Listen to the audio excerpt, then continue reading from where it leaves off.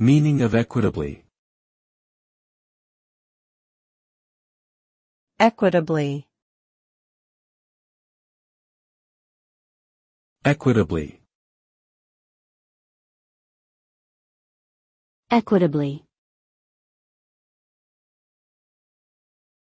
Equitably. The term equitably refers to the fair and impartial distribution of resources, opportunities or benefits among a group of people without any bias or discrimination. When something is done equitably, it means that everyone involved is allotted a fair share of whatever is being distributed. This leads to an outcome where no one is unfairly advantaged or disadvantaged based on factors such as race, gender, religion, social class, or other personal attributes.